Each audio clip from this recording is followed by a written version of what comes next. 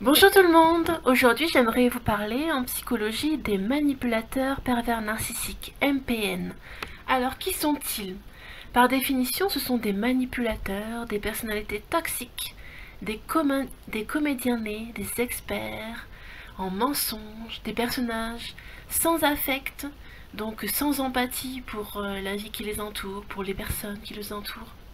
Des manipulateurs dès le plus jeune âge, des personnes à fuir. Leurs victimes entrent dans une spirale infernale à leur contact, une spirale infernale de culpabilisation et de dévalorisation. Ce sont des véritables dangers pour l'intégrité physique et mentale des autres. Les manipulateurs pervers narcissiques sont des personnalités qui représentent 2 à 3% de la population seulement. Donc nous sommes tous amenés un jour ou l'autre à en croiser un manipulateur pervers narcissique, si ce n'est pas déjà fait. Alors des fois on entend dire que tout le monde est un jour ou l'autre un petit peu manipulateur. Oui, mais les manipulateurs pervers narcissiques, c'est une pathologie. Voilà, ce n'est pas quelque chose d'ordinaire, on va dire. C'est vraiment une pathologie psychologique, voire plus. Alors, ça, c'est ce que j'ai trouvé, c'est l'information que j'ai trouvée sur psychologie.com, qui est très très intéressante. Maintenant, je vais vous proposer les 20 signes les plus importants qui caractérisent souvent les pervers narcissiques, et ensuite je vous lirai l'extrait d'un autre site qui présentera beaucoup plus en détail les 30 caractéristiques que proposent les psychologues en général. Alors maintenant, dans les grandes lignes, sur postcaféine.fr, on trouve « Voici 20 signes qui caractérisent souvent les pervers narcissiques », alors qui sont inspirés par les études du psychanalyste Jean-Charles Bouchoux. 1. Il absorbe toute l'énergie de l'autre, toute l'énergie positive. Toute votre énergie positive va être absorbée dès que vous êtes au contact de cette personne. C'est un signe. L'expression se faire bouffer devient criante de vérité. Ensuite, il manque souvent d'empathie pour les autres et surtout pour sa victime, semblant souvent froid et détaché. Donc il semble insensible, d'une froideur émotionnelle à faire peur. Il n'a aucune empathie. Il ne ressent pas le fait que l'autre puisse souffrir, que l'autre a des sentiments et des émotions. Ensuite, il ou elle n'est jamais satisfait, toujours en besoin d'attention. Alors tout le monde a besoin d'un peu d'attention, mais là c'est vraiment très excessif. Il ou elle a une tendance à dénigrer les autres, à calomnier. Alors au début en utilisant l'humour, soi-disant, puis de plus en plus sérieusement. Donc les seuils de tolérance sont franchis les uns après les autres. Ensuite, il ne veut pas croire que l'autre a besoin d'attention et est incapable de satisfaire ses désirs. Donc en fait, c'est quelqu'un qui ne pense qu'à lui et qui ne pense pas aux autres, qui ne pense pas à les faire plaisir, à être gentil. Quelqu'un qui n'est pas capable de bienveillance envers les gens qui l'entourent. Il ou elle tente peu à peu d'isoler sa victime en l'éloignant de ses amis, voire de sa famille. Donc d'avoir une emprise totale sur la personne de son choix, sur sa victime. Il ou elle est un vrai égocentrique, un narcissique, même lorsqu'il arrive à le cacher. C'est quelqu'un qui ne pense qu'à lui, qui ne pense absolument pas à sa famille, à ses proches, à ses amis, à son entourage. Il a tendance à vous faire culpabiliser sur tout sans arrêt, et ce n'est jamais de sa faute. Et ce sont des personnes qui ne demandent jamais pardon, alors qu'ils savent très bien qu'ils ont commis des fautes, qu'ils blessent les gens, ils ne demandent jamais pardon. Il ne se remet jamais en question et il a énormément de mal à demander pardon. Sauf si c'est une stratégie de manipulation. Mais en principe, d'après ce que disent les psychiatres, les psychanalystes et les témoignages que l'on trouve sur YouTube, dans la presse et sur Internet bien sûr, en principe ce sont des gens qui ne demandent mais jamais pardon. Et quand ils sont mis devant le fait accompli, il faut qu'ils demandent pardon, ils détournent la conversation ou alors détournent la culpabilité. Ils disent mais c'est ta faute, non, je ne demanderai pas pardon. Il ou elle refuse souvent de voir la réalité en face. Mais si, il voit très bien la réalité en face, mais il vous fera croire qu'il refuse, en tout cas. Car sa propre réalité est déformée par son trouble. Enfin, en principe, les pervers narcissiques sont des gens intelligents, voilà, dans la moyenne, mais disons qu'ils sont capables de tout pour manipuler et pour s'approprier l'énergie positive de l'autre. Ensuite, point 11 déjà, sur les 20. Il joue le plus souvent un double jeu. Le pervers narcissique est souvent une personne brillante, charmante et drôle à l'extérieur. Mais dans l'intimité, dans le couple, dans la famille, dans l'amitié, c'est une personne sombre, froide, insatisfaite, voire tyrannique et destructrice. Donc c'est quelqu'un qui n'est pas bienveillant, qui est malveillant. C'est quelqu'un qui n'est pas gentil, qui est méchant.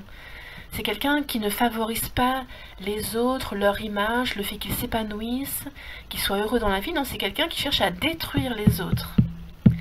Pour son propre compte. Donc c'est pas pour le compte d'un tiers, hein, c'est vraiment...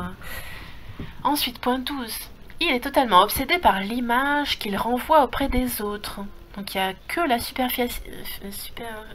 qui est superficiel. Il soigne donc son image avec énormément d'attention. Ensuite, il est imbattable ou presque lors des débats ou discussions. Il est très difficile de prendre l'avantage sur lui ou dans un dialogue parce que c'est une personne qui refuse d'avoir tort. Donc même si vous démontrez par A plus B quelque chose, même s'il s'agit d'un fait établi, même s'il s'agit de quelque chose d'éminemment objectif, la personne ne voudra jamais avoir tort. Donc elle aura dans son esprit toujours raison, en tout cas c'est ce qu'elle montrera.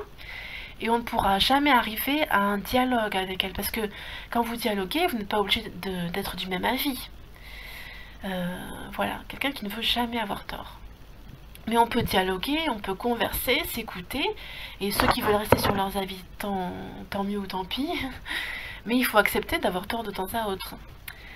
Point 14. Il sait parfaitement jusqu'où il peut aller. C'est pour cela qu'il a beau détester avouer avoir tort, il peut le faire parfois par pure stratégie.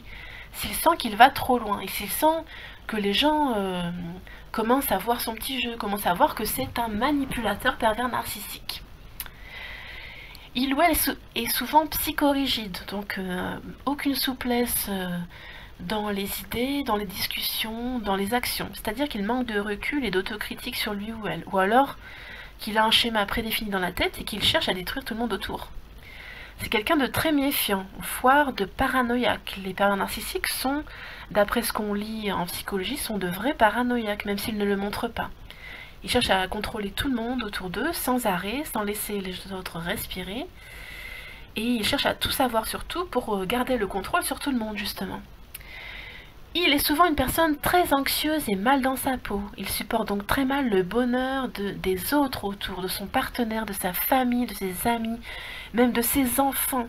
Quelqu'un qui ne supporte pas, qui n'est pas bienveillant, qui est malveillant. Il ressent le désir compulsif de gâcher la joie qu'il y a autour de lui, rendez-vous compte. Il fallait l'étudier pour le comprendre et pour s'imaginer que ça puisse exister.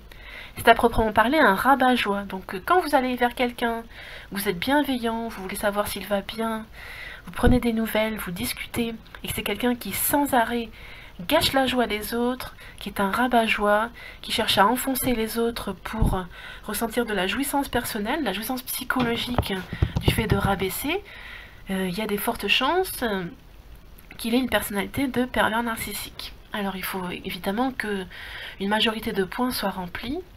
Sur les 30 points présentés par les psychologues, il en faut au moins, je sais plus, une vingtaine quand même. Il utilise à merveille son art de la rhétorique, donc des grandes phrases vraies, des lieux communs, pour inverser les rôles et se faire passer pour une victime. Surtout auprès de son public, surtout quand il y a des témoins, mais dans l'intimité du couple, de la famille, en principe, ce seront des gens qui seront des dictateurs, des totalitaristes, des gens avec qui on ne peut pas en placer une, des gens qui ne vous laisseront jamais avoir raison, même si il y a quelques jours ils ont dit un truc, vous le répétez, ils diront mais finalement non c'est pas ça, enfin voilà, on ne peut jamais discuter avec des gens comme ça. Il utilise les paradoxes, les contradictions, les dialogues flous pour perdre sa victime et la rendre confuse. Donc un jour il dit blanc, l'autre noir, le troisième gris, et le quatrième jour encore autre chose. C'est un véritable détournement de l'intelligence, pour paraphraser Paul-Claude Racamier, inventeur de la notion du pervers narcissique. Donc c'est une notion qui a été décrite pour la première fois au XIXe siècle, en 1883. Donc ça fait très très longtemps, et en France on l'a pris en compte et vraiment montré à l'opinion publique qu'en 2012-2013, avec de grandes campagnes publicitaires. On en a parlé dans les journaux télévisés, dans le Nouvel Obs notamment. Il y a plein de journaux, la presse a repris le sujet en masse. Point 20, enfin, il ou elle ressent un vrai soulagement assez morbide lorsque sa victime se sent mal. Donc, en plus d'être rabat-joie et d'être toxique et de vampiriser l'énergie des autres, il se sent mieux quand l'autre va mal. Il a l'impression d'être supérieur. D'après ce que j'ai lu en psychologie, ce serait parce que c'est quelqu'un qui souffre très très fort intérieurement et qui a besoin de voir qu'il y a quelqu'un qui souffre plus encore que lui. Voilà donc pour les 20 points rapides. Maintenant, je vous propose sur isabellenazaraga.com les 30 caractéristiques qui sont proposées par les psychologues, psychiatres et psychanalystes. Alors, petit 1, il culpabilise les autres au nom du lien familial, de l'amitié, de l'amour, de la conscience professionnelle. Il reporte sa responsabilité sur les autres ou se démet de ses responsabilités. Il ne communique jamais clairement ses demandes, ses besoins, ses sentiments, ses opinions. On est toujours dans le flou avec lui. Il répond très souvent de façon floue ou à côté pour qu'on ne comprenne jamais ses intentions, ni les causes de son comportement. Il change ses opinions, ses comportements, ses sentiments selon les personnes ou les situations. Et c'est pour ça qu'en général, il essaie d'avoir des liens très séparés, les liens les uns des autres. Donc il a des amis, par exemple au club de sport, il a des amis donc parmi ses collègues, il a des amis à l'extérieur, et ses amis entre eux ne se connaissent jamais et ne peuvent jamais se rendre compte de la stratégie manipulatrice pervers narcissique de la personne, puisqu'ils sont séparés les uns des autres. Ils ne peuvent pas faire de parallèle. Il invoque des raisons logiques pour déguiser ses demandes. Donc il se sert de la logique, de la rationalité et il la pervertit pour mieux manipuler.